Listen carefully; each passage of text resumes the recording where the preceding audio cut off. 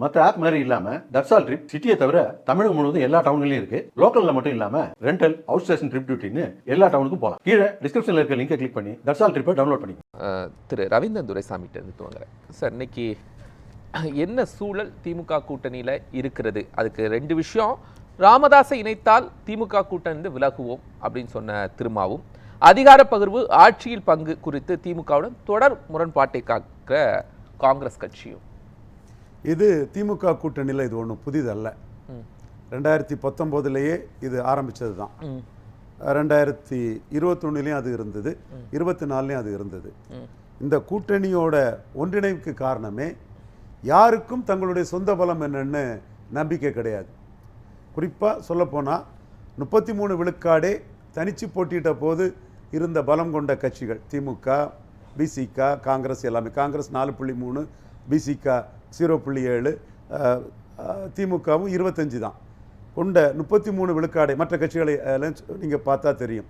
33 விழுக்காடே பலம் கொண்ட ஒரு கட்சிகளோட ஒன்றிணைப்பு காம்பினேஷன் கெமிஸ்ட்ரியில் பாஜக எதிர்ப்புங்கிற ஒரு புள்ளியில் அவங்க 53, 45, 47. கமல்ஹாசன் கூட சேர்ந்துக்கிட்டார். ஒரு பிரச்சார பீரங்கி, ஒரு பிரச்சார வலிமை கொண்ட கமல்ஹாசன் கூட வந்து சேர்ந்துக்கிட்டார் ஒரு ராய்சபாங்கிற இதில். ஸோ இவங்க பலம்ங்கிறது ஒன்றிணைஞ்சு நிற்கிறதா இவங்க பலம். இவங்களில் யாருக்குமே இன்னொரு கட்சியை வெற்றி பெற வைக்கக்கூடிய சக்தி கிடையாது.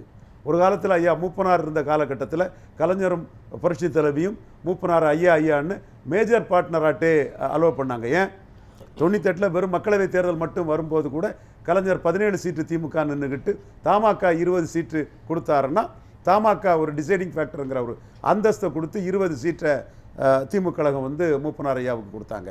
அந்த ஒரு அந்தஸ்தெல்லாம் காங்கிரஸை விட்டு என்னைக்கோ போயிட்டு அங்கே இருக்கிறதுலே திமுக தவிர பெரிய கட்சி காங்கிரஸ் தான். அவங்களுக்கே பலம்னு பார்த்தா 4 விழுக்காடுங்கிற லெவல் தான் அவங்களே இருக்கிறாங்க.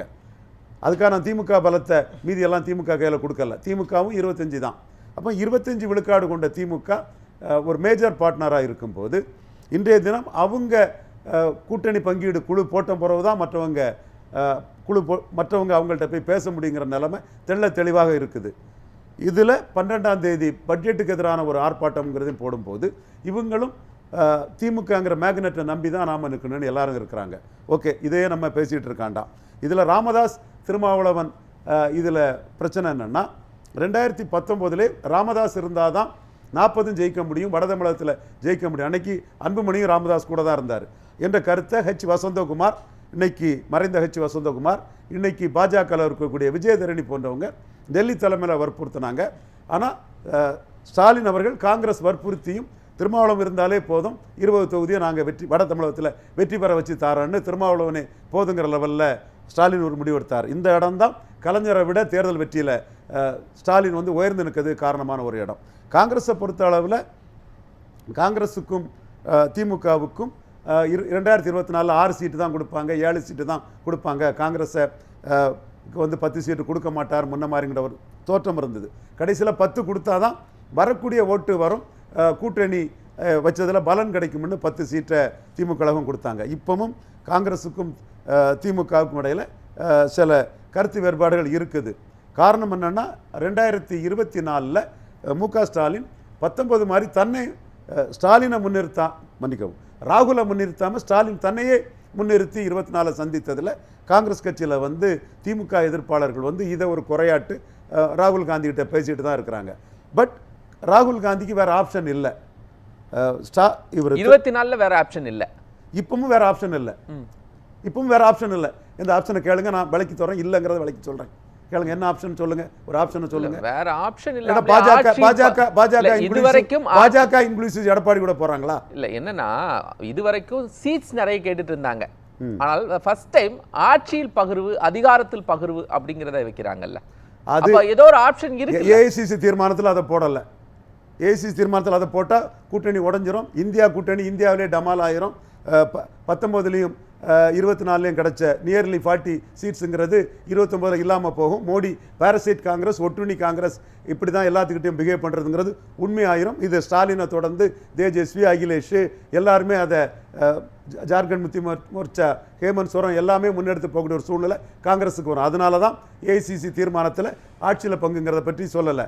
பட் தாங்களும் இருந்தாதான் திமுக ஆட்சிக்கு வர முடியுங்கிற எண்ணம் காங்கிரஸுக்கு இருக்கு. அது நாம மறுத்து பேச விரும்பல.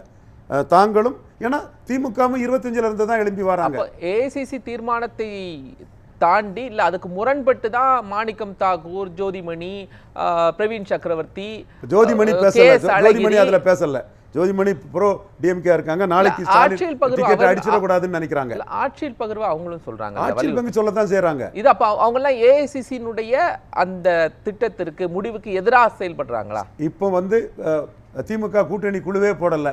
பவர் பொலிட்டிக்ஸில் கனிமொழி ராகுலை பார்த்தது ராகுலுக்கு வெயிட்டேஜ், சந்தேகமே இல்லை. ஆனால் இன்னைக்கு திமுக குழு போடாமலே வச்சிருக்கிறாங்க.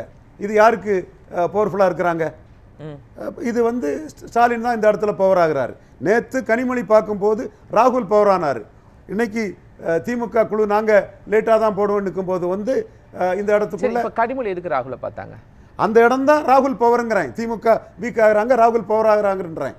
எஸ், திமுகவுக்கு காங்கிரஸ் தேவைங்கிற அடிப்படையில் பார்த்ததா சொல்றேன். இன்னைக்கு நாங்க வந்து குழு போட மாட்டேன்னு ஸ்டாலின் கூடிய இடத்துல ஸ்டாலின் அப்பர் ஹேண்ட் ஆகிறாருன்னு சொல்றேன். சரி சார், இப்போ கனிமொழி ராகுலை பார்த்ததுதான் என்ன நடந்திருக்கும்? கூட்டணி திமுக கூட தாங்கிறத சொல்லியிருப்பாரு. சீட்டில் வந்து ராகுல் காம்ப்ரமைஸ் ஆகலை. அதிக சீட்டு கேட்குறாரு. எங்கள் கான்ட்ரிபியூஷன் அதிகம், வெற்றிக்கு நாங்கள் காரணம்ங்கிறத அவங்க கிளைம் பண்ணுறாங்க. அது மீண்டும் சொல்கிறேன், தனியாக காங்கிரஸ் ஒன்றும் இல்லை. கட்சி வசந்த பாரத் தவிர யாரும் டெபாசிட் அடைக்கல. காம்பினேஷன் கெமிஸ்ட்ரிக்கு நாங்கள் கான்ட்ரிபியூஷன் அதிகம்னு அவங்களும் சொல்கிறாங்க. இப்போ கூட்டணியில் அதிக சீட்டு அப்படின்னா சரி 5, 6 அப்படின்னு நம்ம வச்சுக்கலாம். ஆனால் ஆட்சியில் பகிர்வு, அதிகாரத்தில் பகிர்வு அப்படிங்கிறதுல எந்த இடத்துலையும் பின்வாங்கலையே அவங்க அதிகாரத்தை பகிர்வுங்கிறத அவங்க இன்சிஸ்ட் பண்ணவே இல்லை. மல்லிகார்ஜுன கார்கேயும் ராகுல் காந்தியும் இவங்க ஒரு சீட் அதிகம் வாங்குறதுக்காக சொல்கிறாங்களே தவிர அவங்க இதுவரை இன்சிஸ்ட் பண்ணலை. இமேஜினரி ஓட்டெல்லாம் ஓட்டா எடுக்க முடியாதுங்கிற கருத்தை மல்லிகார்ஜுன கார்கே பேசியிருக்கிறாரு. இன்சிஸ்ட் பண்ண வேண்டாம். பாண்டிச்சேரியில் யாருக்கு வாக்கு சதவீதம் அதிகம், யார் கூட்டணியில் தலைமை தாங்கணும் இப்படின்னு கடுமையான விஷயங்களை யார் முன்வைக்கிறாங்க? அது வைக்கத்தான் செய்யணும். பொறுப்புல இருக்கக்கூடிய அது வைக்கத்தான் செய்யணும். பாண்டிச்சேரியில் நாங்கள் ஆட்சிக்கு வர போறோம்னு சொன்னா திமுக இல்லாமல் காங்கிரஸ் ஆட்சி அங்கே வர முடியாது. இப்போ என்டி ஆட்சி தான் இருக்குது. திமுக ஆதரவு இல்லாமல் காங்கிரஸ் ஆட்சி வர முடியாது. அது ஒரு பார்கெனிங். இதுதான் அந்த இடத்துக்குள்ள திமுக காரங்க ஜெகத் ரட்சனை சிஎம்மா சொல்ல போகிறோம், 1 இயரில் அதிகம்னு சும்மா ஒரு ஃபீலர் விட்டு பார்ப்பாங்க. காங்கிரஸ் வந்து அப்போ என்ன சொல்லுவாங்க, இப்போ புதுச்சேரியில் நாங்கள் தானே இருக்கோம் அப்படிங்கிறலாம் காங்கிரஸ் இறங்கி வருவாங்க. இது முந்தைய காலகட்டத்திலையும் ஜெகத் ரட்சனை புதுச்சேரியில் ஸ்டாலின் சிஎம்மாக்க போகிறாரு நட்போலைன்னு சொல்கிறது வந்து காங்கிரஸுக்கிட்ட தமிழ்நாட்டில் பார்கெயின் பண்ணுறதுக்குள்ள ஒரு வெப்பனாக பயன்படுத்துவாங்க புதுச்சேரியை. சரி சார், ஸோ இப்போ ஒன்னானுன்னா அவங்க ஜெயிக்கிறாங்க. ஒன்னானுங்கிறதுல எனக்கு அதிக பலன் வேணும், இல்லை எனக்கு தான் அதிக பலனுங்கிற சண்டை அவங்களுக்குள்ள நடக்குது. ஆனால் இதை பிரிஞ்சுக்கிட்டு போய் இன்னொரு இடத்த வெற்றி பெற வைக்கிறதுக்கு உள்ள சக்தி அதில் யாருக்கும் இல்லை. எல்லாம் பலகீனமான நிலைமையில் இருந்தவங்க தான் 100%. ஸோ அந்த இடத்துக்குள்ள அந்த யதார்த்த சூழ்நிலையும் புரிஞ்சுக்கிட்டு திமுக கிட்ட எவ்வளவு கிடைக்குதோ கிடைக்கிறது லாபம்னு அந்த அரசியலை பண்றாங்க. கூட்டணி ஆட்சியில பங்குன்னு திருமாவளவன் வந்தார் ஒரு கட்டத்தில். அப்போ அதை நாங்கள் இன்சிஸ்ட் பண்ணலன்னு காங்கிரஸ் சொல்றாப்புல. அந்த காலகட்டம் உங்களுக்கு நினைச்சிருக்கீங்க. இப்போ காங்கிரஸ்ல 4 பேர் பேசும்போது திருமாவளவன் அதை இன்சிஸ்ட் பண்ணல. எங்களுக்கு இந்த கூட்டணியில இருந்து பாஜகவை தோக்கடிச்சா போதுங்கிற நிலைப்பாட்டுக்கு அவர் வராரு. ஸோ இந்த இவங்க கூட்டணி கட்சிகளில் உள்ள சின்ன சின்ன முரண்களும் பெரிய கட்சியான திமுகவுக்கு கூட்டணி பேரத்தில் சாதகமாக இருக்கு. மேலும் தேமுதிக டிஎம்கே ஆப்ஷனை ஓப்பன் பண்ணி வச்சிருக்கிறதும் ஸ்டாலினுக்கு அதை கூட்டணியை டீல் பண்ணுறதுக்கு ஒரு சாதகமான சூழ்நிலை தான் அது கொடுக்குது. இப்போ இதில் கொஞ்ச நாளைக்கு முன்னாடி பிரவீன் சக்கரவர்த்தியும் மாணிக் தாகூரும் விஜய் ஒரு ஆப்ஷனாக சொன்னாங்க. இன்னைக்கு விஜய் ஒரு மண்குதிரைங்கிறத நிரூபிக்கிறாரு. பட்ஜெட்டை எதிர்த்து 12ஆம் தேதி திமுக அணி கட்சிகள் எல்லாம் ஆர்ப்பாட்டம் பண்ணுறாங்க. அது நல்ல பட்ஜெட்டா மோசமான பட்ஜெட்டாங்கிறது வேறு விஷயம். இவங்க எதிர்த்து ஆர்ப்பாட்டம் பண்ணுறாங்க. ஆனால் பட்ஜெட்டை எதிர்த்து ஒரு கருத்து கூட விஜயால சொல்ல முடியல.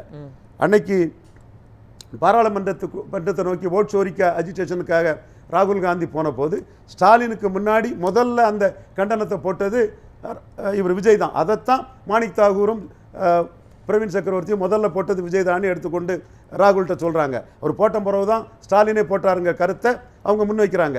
ஆனால் இன்னைக்கு வந்து நேஷனல் கரார்டு வழக்கில் டிஸ்சார்ஜ்னு நினைக்கிறேன்.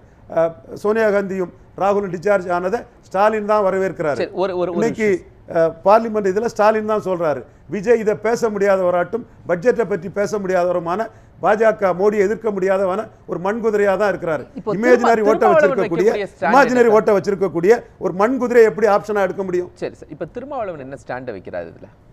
திருமாவளவன் திமுக கூட்டணியில தான் இருப்பாரு. அப்போ பாமக வருங்கிற ஒரு ஏதாவது நிலைப்பாடு இருக்கா? ராமதாஸ் இங்க வர போறாரு, அதனால அவர் இதை வெளிப்படுத்துறாரா? வெற்றி வீரராட்டு ஒரு தலித் சமூகத்தை சேர்ந்த ஒரு சகோதரர் மூணு தேர்தலில் வெற்றி வீரராக இருக்கிறாரு. இன்னைக்கு தமிழ் மண்ணில் பெரியார் அதுன்னு சொல்லக்கூடிய யாராவது திருமாவளவன் வெற்றி வீரர்னு பெரியாரிஸ்ட்னு சொல்லக்கூடிய யாராவது சொல்லியிருக்காங்களா? உண்மையாக சொல்கிறேன், நான் ஒன்றும் திருமாவளவன் தூக்கி பேச வேண்டிய அவசியம் எனக்கு இல்லை. 3 எலெக்ஷனில் அவர் வெற்றி வீரராக வட தமிழகத்தில் இருக்கிறாரு. ஸ்டாலினுக்கு தெரியும், திமுகவில் உள்ள எல்லாருக்குமே தெரியும். அப்போ வெற்றி வீரரான அவரை விட்டுட்டு தோத்துட்டு இருக்கக்கூடிய ராமதாஸை, அதுவும் எடப்பாடி பழனிசாமியே ராமதாஸ் திமுக கூட்டணியில் வர்றதுக்கு வாய்ப்பு இல்லை.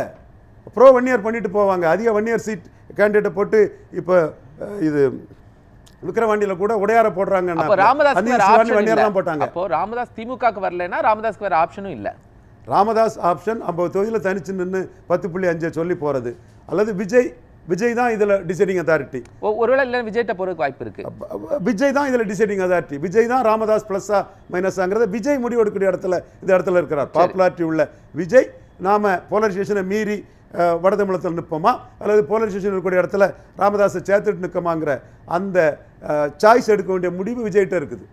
சரி, அப்போ இப்போ இந்த ஒருவேளை காங்கிரஸ் ஏதோ ஒரு நகர்வு சீட் பார்கெனிங்ல இல்லை, அங்க ராமதாஸ் போறாரு அப்படிங்கிறது ஒரு பக்கம் விஜய்க்கான ஒரு பலமா மாறிடும்ல சார்? எங்கேயும் இல்லாமல் கழிச்சு போட்டவங்க தான் பலம் நிரூபிக்காத விஜய் பக்கத்தில் போவாங்க. காங்கிரஸோ கம்யூனிஸ்டோ விஜயை வந்து மண்குதிரையாக தான் அன்னைக்கு பார்க்க முடியும். இது ஜனநாயகம் படத்தை இந்த அளவுக்கு சென்சார் பாடு சொன்னதும் அதை பேசக்கூட வழி இல்லாமல் அடியை வாங்கிக்கிட்டு கத்தக்கூட முடியாத இருக்கக்கூடிய விஜய் மண்குதிரைங்கிறத கம்யூனிஸ்ட் தலைவர்களுக்கு தெரியும், திருமாவளவனுக்கு தெரியும், காங்கிரஸுக்கும் தெரியும், எல்லாருக்கும் தெரியும் அது. ஸோ விஜயை பாஜக எதிர்ப்பாளர்கள் வந்து ஒரு ஆப்ஷனாக எடுக்க முடியாது. ராமதாஸ் பாஜக அணியில் இருந்தவர் தான். இப்போ அன்புமணிக்கு தான் பாஜக அணியில் முக்கியத்துவம். எடப்பாடி பழனிசாமி அன்புமணி தான் ஒரு 75-80 விழுக்காடு பாமக ஓட்டு இருக்குங்கிறத அன்புமணிக்கு முக்கியத்துவம் கொடுத்துட்டு முதல்ல அந்த கூட்டணியை எடப்பாடி பழனிசாமி யாரும் கூட்டணியில் இல்லைன்னு சொல்லும்போது புத்திசாலித்தனமாக முடிச்சிட்டாரு. இந்த சூழ்நிலையில் லெஃப்ட் அவுட் ஆன வேற இடம் இல்லாத ராமதாஸ் தான் பலம் நிரூபிக்காத விஜய் பக்கம் போகணும். அதே மாதிரி மற்ற அணியில இடம் இல்லைங்கிற சூழ்நிலையில் தினகரன் என்னெல்லாம் பேசிட்டு இருந்தார். ராமதாஸ் பலம் நிரூபிக்க முடியாதவரா? அப்போ 50 சீட்டு எடுத்து நிரூபிக்க பார்க்கணும். இல்லை, ஒருவேளை கூட்டணியில் சேர்ந்து அவருக்கு பலம் இல்லைன்னு நீங்கள் நினைக்கிறீங்களா? அவருக்கு வந்து திமுக ஆப்ஷன் இல்லை. திமுகவில் வெற்றி பெறாரு ஆப்ஷன் இல்லைன்னா கூட தாவேகா பக்கம் போனால் வட தமிழகத்தில் ஒரு ஒரு வேல்யூ இல்லாத லீடரா அவர் அப்படி நான் சொல்ல வரலையே. அந்த வேல்யூவை முடிவு பண்ணக்கூடிய நான் ராமதாஸை குறைச்சி ஒன்று மதிப்பிடலை. ஒரு சமுதாயத்துக்கு ராமதாஸ் அளவு இந்தியாவிலே யாரும் நன்மை செய்தவங்க கிடையாது. ஓட் பேங்க் தான் நான் சொல்றேன். அந்த இடத்துல பாப்புலாரிட்டி உள்ள விஜய் தான். போலரைசேஷனில் விக்ரவாண்டியை நம்ம கோட்டை விட்டுட்டோம், மீண்டும் போலரைசேஷன் வரோம். போலரைசேஷனை மீறி நம்ம நிற்க முடியுமா முடியாதாங்கிறதுல ராமதாஸ் வேணுமா வேண்டாமாங்கிறத முடிவெடுக்கக்கூடிய சாய்ஸ் வந்து விஜய் கிட்ட தான் இருக்குது. ரவீந்திரன் துரைசாமி, அதாவது இது அரசியலில் தங்கள் இருப்பை காட்டிக்கிறதுக்கு, தங்கள் முக்கியத்துவத்தை அதிகாரப்படுத்திக்கிறதுக்கு, தாங்கள் ஒரு முக்கியமான பிளேயர்னு காட்டுறதுக்கு எல்லா கட்சியும் விரும்புவாங்க. அந்த இடத்துல திமுக அணியோட வெற்றிங்கிறது காம்பினேஷன் கெமிஸ்ட்ரி வெற்றி. எங்களுக்கும் பங்கு இருக்குது. நாங்கள் கணிசமான கிறிஸ்தவ முஸ்லீம் ஓட்டை கேட்டலிஸ்டாக டிரான்ஸ்ஃபர் பண்ணியிருக்கோம். இது காங்கிரஸுக்கு எண்ண ஓட்டம் கிளைம். எங்களுக்கும் அதிக பங்கு இருக்குது. நாங்கள் கணிசமான பரையர் சமூக ஓட்டை டிரான்ஸ்ஃபர் பண்ணியிருக்கோங்கிற அடிப்படையில் இது வந்து நாங்கள் முக்கியமானவங்கிறத காட்டுறதுக்குள்ள தொகுதி பெற உத்தி. அது அதிகம் கிடைச்சாலும் நல்லது, இருக்கிறது குறைஞ்சிடக்கூடாதுங்கிறது அதை விட முக்கியமானது. ஸோ அந்த இடத்துல தான் நிற்கிறாங்க. அந்த இடம் தான்.